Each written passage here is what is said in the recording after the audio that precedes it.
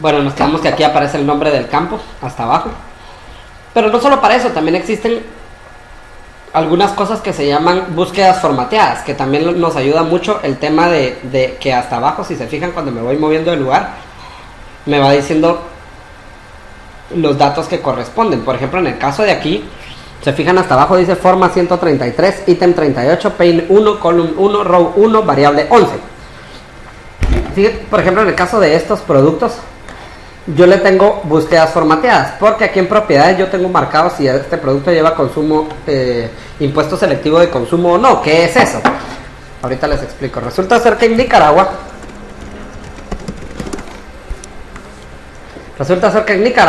este tiene marcado ese chequecito, miren.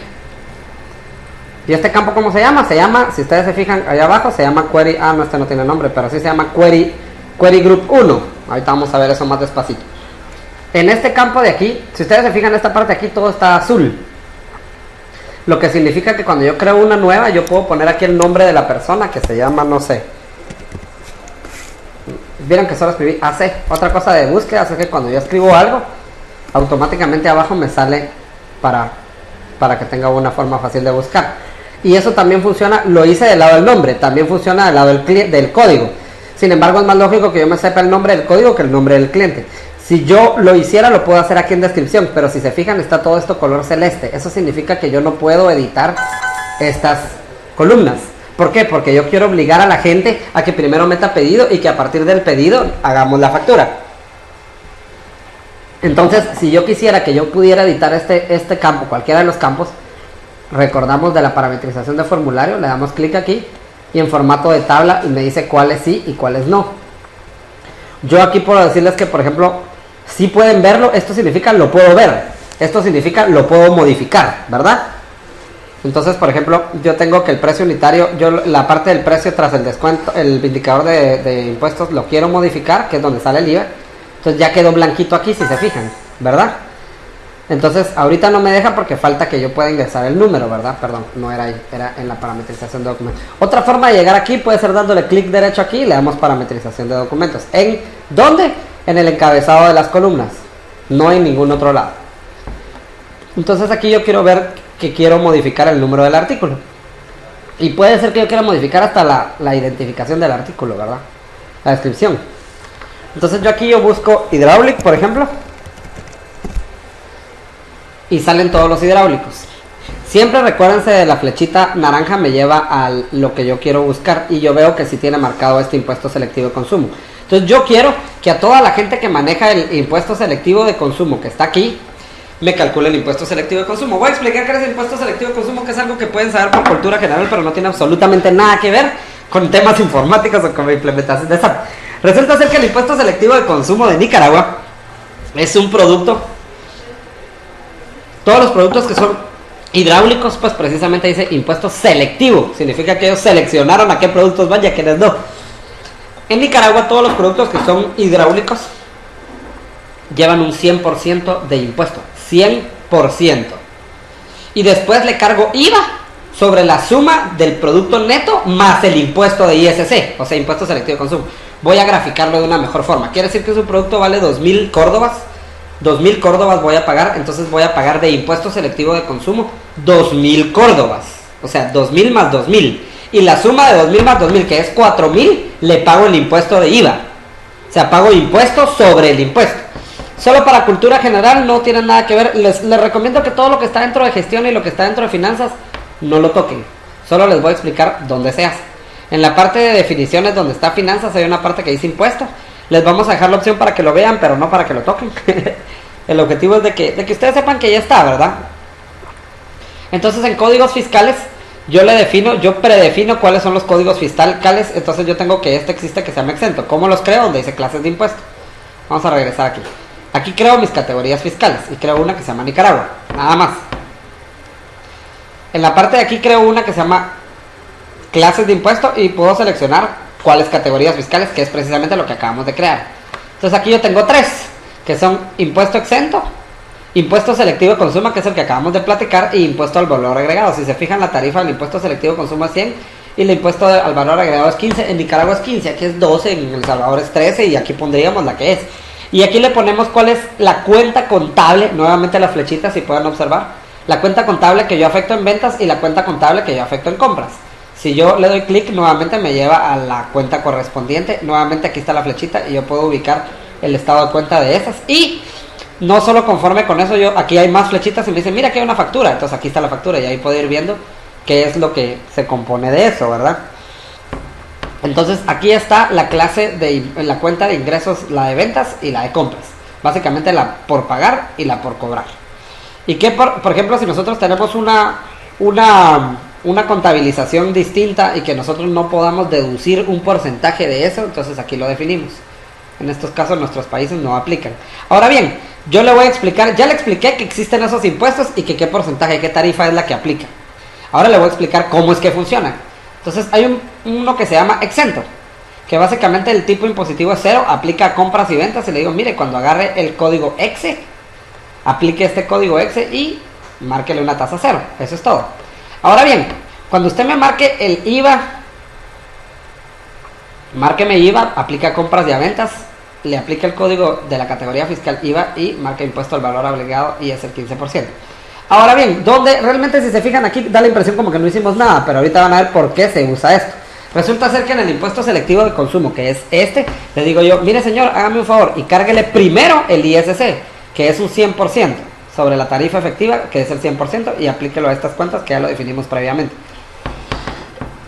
Y después de crearles el ISC, le digo, mire, después cárguele IVA, que es el impuesto al valor agregado, y por favor cobre mi impuesto sobre impuesto. ¿Sobre qué impuesto? Sobre el ISC, para que él pueda afectar todo al mismo tiempo. Entonces, ¿qué es lo que yo tengo que hacer? Cuando yo creo mi producto a la hora de venderlo, a la hora de comprarlo, en vez de poner IVA aquí, pongo ISC, y se van a fijar que aquí está el valor de 14,000, y yo al moverme automáticamente, ISC, me ubica que el impuesto se duplica en una cantidad bien seria, ¿verdad? Entonces vamos a ver otra vez, miren el impuesto que son 19,000, y ahorita al poner IVA se va a modificar. Yo siempre dejo este campo sin que la gente lo pueda modificar, ¿ya?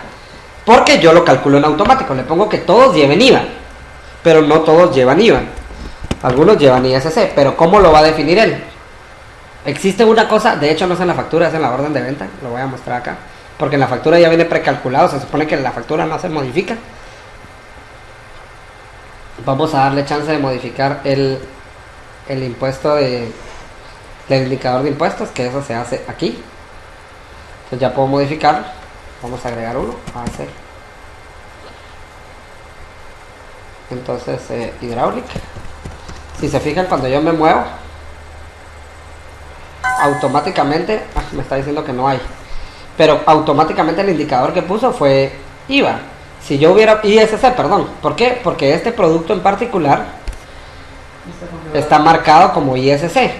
Pero si yo pusiera otro producto que no es ese, él pone IVA. ¿Cómo sabe él cuál lleva IVA y cuál no lleva IVA? De la del producto.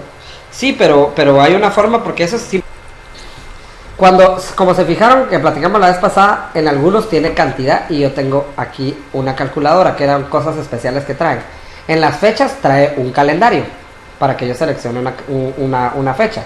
Si en dado caso no me sé en qué fecha, puedo modificar aquí la fecha y ubicarla en el calendario, que es bastante más sencillo. En el caso de la cantidad, siempre aparece este campo que es la calculadora, los datos numéricos, aparece una calculadora. ¿Qué fin tiene una calculadora?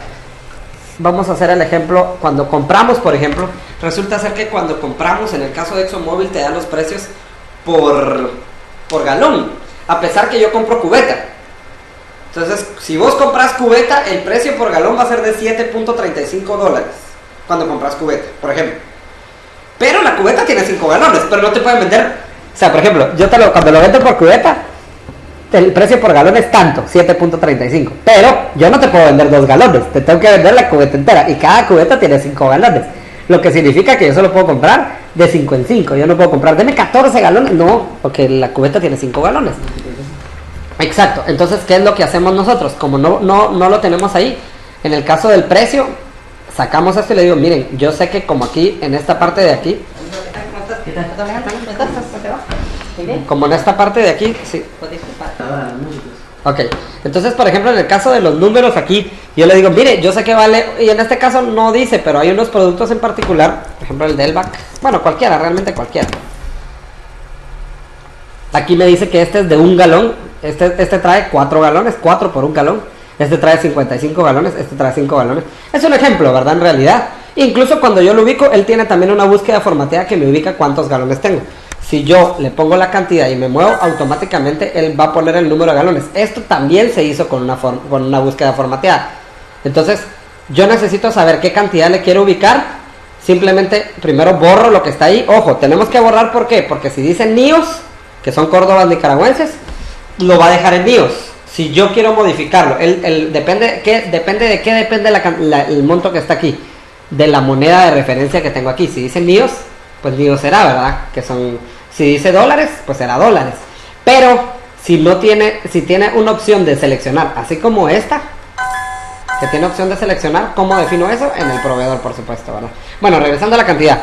Por ejemplo, yo la borro y yo quiero decirle, mire, resulta ser que este señor me vende por cada 55 por 7.35 dólares. 7.5 dólares, 7.35 dólares cada uno. Le damos igual. Me da un monto y yo le puedo dar copiar a campo. Entonces es bien práctico usar la calculadora ahí mismo. Así como hay calculadora, también hay otros botoncitos. En este caso me está indicando que no hay. Por ejemplo este que es como un buscador. Entonces le puedo dar buscar y me aparece cuando hay este icono. Entonces existe la calculadora, existe el calendario y existe también este que es una lupa. Cuando hay una lupa, lo que me está diciendo, señor, aquí hay una búsqueda formateada. ¿Cómo se hace la búsqueda formateada?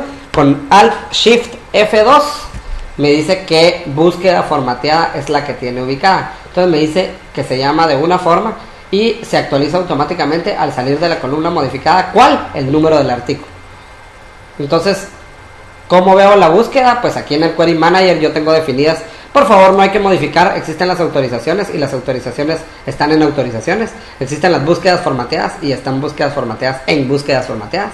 Entonces así no nos perdemos de lo que nosotros tengamos que hacer. En ese caso, esa se llama MRN, Impuesto Selectivo de Consumo.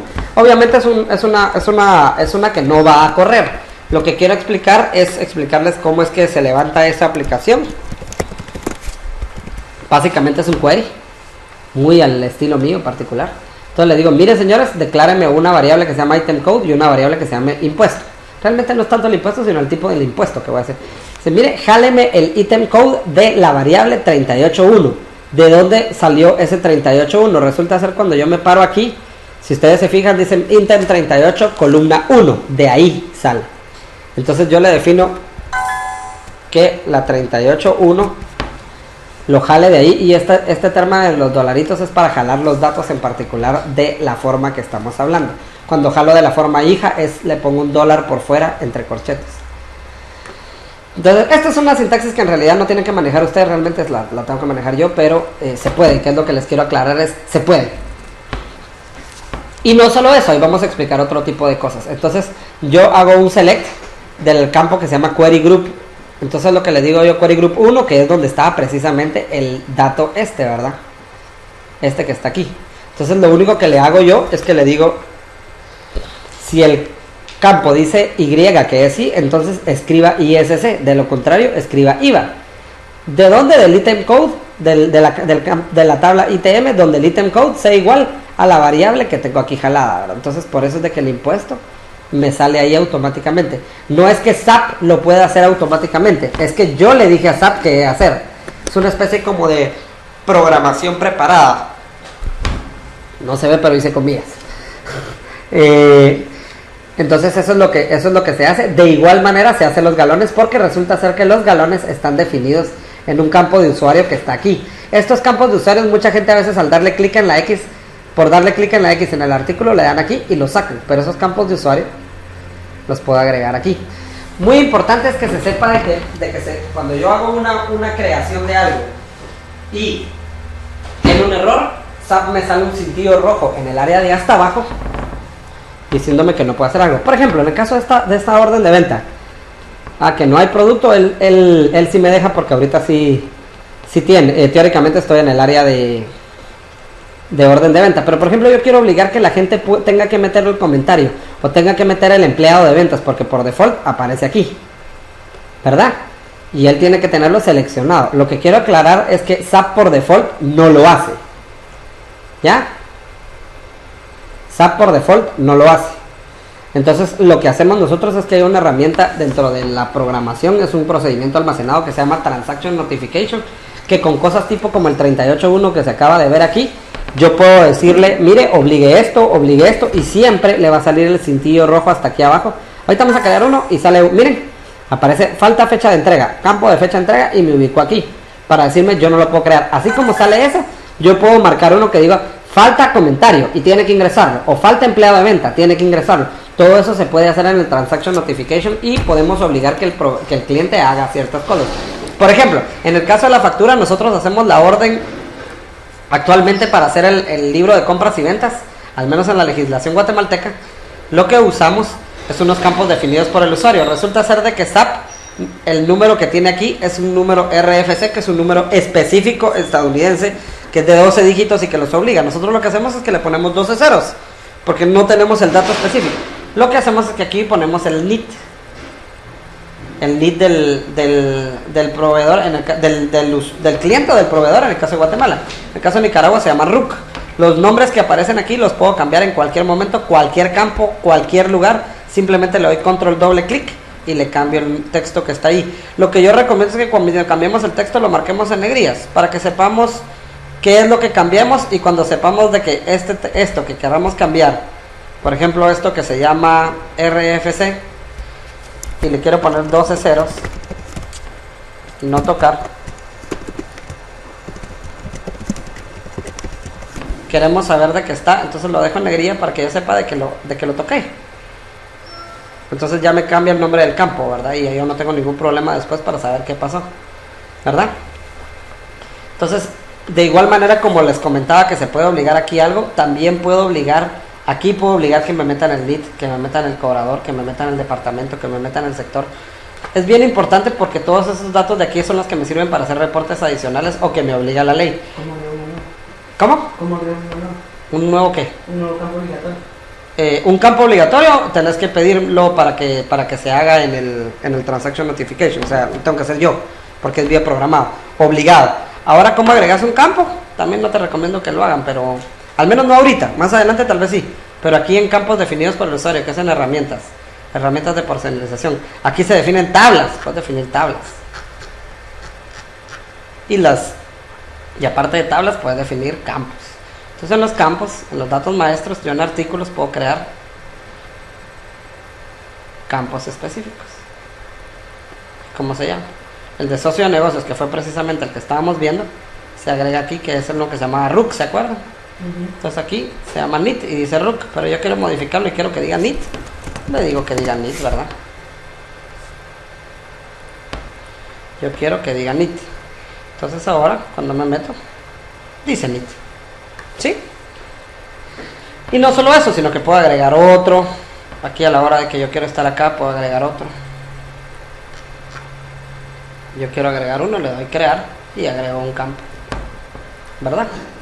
Incluso puedo agregar un campo que está vinculado a una tabla. Por ejemplo, en el caso de este que es centro de beneficio, ese no, pero hay otro que, por ejemplo, yo le digo, este tiene una tabla vinculada y le digo, ¿qué tabla? Y casualmente esta tabla en particular es una tabla hecha por el usuario, o sea, que quiere decir de que es todo lo que está alrededor de esto es hecho por usuarios. Yo quiero agregar una en direcciones o en personas de contacto o en cualquier área de socio de negocios, lo puedo hacer. Yo puedo crear en documentos de marketing, resulta ser que hay un solo ingreso, entonces yo lo quiero hacer vía título o vía el detalle. Entonces en el detalle, apuntes, yo agrego que un campo que yo así quiera, ¿verdad? Incluso le puedo dejar uno por default. Por ejemplo, en el caso de este le digo, mire, este es obligatorio, lo dejo obligatorio y el valor estándar es este, ¿verdad? Que es bien. En el caso de Guatemala, nosotros para hacer un libro de compras o ventas necesito saber si es combustible, si es bien, si es activo, si es servicio, si es importación o exportación, si está exento o simplemente si no aplica. Entonces, como lo tengo así, lo defino en cada línea para irlo poniendo y así la gente puede hacer su libro de compras y ventas de la manera más sencilla posible, ¿verdad? Ahí estamos con el área de lo que querías que supieran ustedes, todas las áreas que son para buscar, cómo ver los campos, cómo ver las búsquedas formateadas, cómo funciona el calendario en los campos, son campitos que siempre sirven, ¿verdad? Que que uno tenga la opción de la calculadora, la opción del calendario, la opción es todo eso. Vamos a ver lo que es arrastrar y vincular. Entonces, por ejemplo, yo puedo buscar un cliente, sea cual sea. Por ejemplo, creo que este ya está. Así. Entonces yo quiero ver con casa. Yo quiero ver el arrastrar y vincular. Yo le digo arrastrar y vincular y quiero ver todas las órdenes de venta que ha hecho este cliente. Entonces lo marco, lo dejo apachado y me arrastro hasta donde dice pedido de cliente. Este cliente no tiene ninguna orden de venta registrada. Ahora vamos a ver el anterior, que es accesa. Vamos a ver, lo vamos a arrastrar hacia acá y no. Yo creo que el anterior sí tenía no tanto órdenes de venta, pero tiene facturas. Entonces marco en facturas, lo dejo caer y me salen todas las que tiene. En el caso de otro cliente, por ejemplo, no sé, este es un proveedor y quiero ver todas las facturas que tenga este cliente, este proveedor, pero no las tiene obviamente en ventas, sino que en compras, ¿verdad? Entonces yo me voy a ir a orden de compra, no tiene. Entrada de mercancías, no tiene, espérame, creería yo que es ExxonMobil el que tiene, sí. Y lo marco en entrada de mercancías y me dice, mire, tiene tantas entradas de mercancías. Si hubieran varios, aparecería una lista. En este caso no hay varios. Factura de proveedores, pues aquí aparecen las que hay. Es una herramienta bien fácil porque me permite buscar cosas. Por ejemplo, yo quiero ver el GARD y busco que este es un artículo, no es un... Y yo quiero ver en cuántas compras aparece, entonces lo marco y lo tiro encima de la factura. Y me aparece, mire, aparecen dos. Aparece una de proveedor local y aparece en este, ¿verdad? Entonces yo puedo seleccionar la que yo desee con la flechita, ¿verdad? Ese es el arrastrar y vincular. Entonces ahí estaríamos con los tips y tricks que hay para hacerlo. Vimos la parte de la búsqueda aquí, la búsqueda en cualquier ventana, cómo funciona la lista cuando me muevo del lugar, cómo funcionan los campos de acceso rápido como el de la cantidad donde tiene una calculadora o los montos que tiene calculadora, las búsquedas con este botoncito, las que tienen lupa que significa que tiene una búsqueda formateada, las que tengan calendario, y también la parte roja y cómo yo puedo modificar los datos que yo obligue o que yo solicito validar. Yo quiero validar cualquier cosa, entonces me sale con un cintillo rojo. Entonces esa es la parte que yo puedo hacer funcionar en el caso de los productos. Y como les decía, las búsquedas, el arrastrar vincular, cuál es el ordenamiento, cuál es el funcionamiento de la parametrización de formulario. Entonces estos son todos los trucos que uno puede hacer con SAP para hacer búsquedas más sencillamente. Fíjate que hay una gráfica para ver qué es. O sea, en esta parte de aquí tiene la gráfica. Siempre todos los que tengan movimiento, por ejemplo los clientes, los proveedores, las cuentas contables, todo lo que tenga, por así decir, un movimiento de mayor y menor, me aparece la flechita aquí para que yo vea todo el movimiento, si lo quiero ver en gráfica o si lo quiero ver en datos. Si yo le quiero dar clic aquí, me aparece todos los datos que están desde el 1 de enero de 2011, pero aquí me muestra solo los datos que no están reconciliados. Si yo te selecciono a este lado, me va a aparecer todos los datos estén o no reconciliados. En este caso solo hay una, ¿verdad? Y tienen opciones como por ejemplo visualizar solo las últimas 50, etcétera, ¿verdad? Y siempre le puedo dar clic en el documento para que me permita ver cómo es que funcionó. Ese es en el caso de el saldo visto desde aquí de la parte de la flecha, ¿verdad? Pero visto desde el lado de la gráfica me indica por trimestre y por movimiento anual, un año versus el anterior. Puedo verlo en líneas, no sé, en zipline, o sea, ahí se va definiendo como se vaya queriendo, ¿verdad? Esto es una de las herramientas que trae SAP y se pueden imprimir si así lo quisiera. Y aquí están todos los movimientos en el caso del proveedor que ha tenido este proveedor, ¿verdad? Esto es en el lado de la gráfica. Estas son las cosas que trae SAP para, como decía, como trucos que se pueden utilizar. Y vamos a entrar en el próximo módulo a la parte de los datos maestros de artículo y los datos maestros del proveedor. Gracias.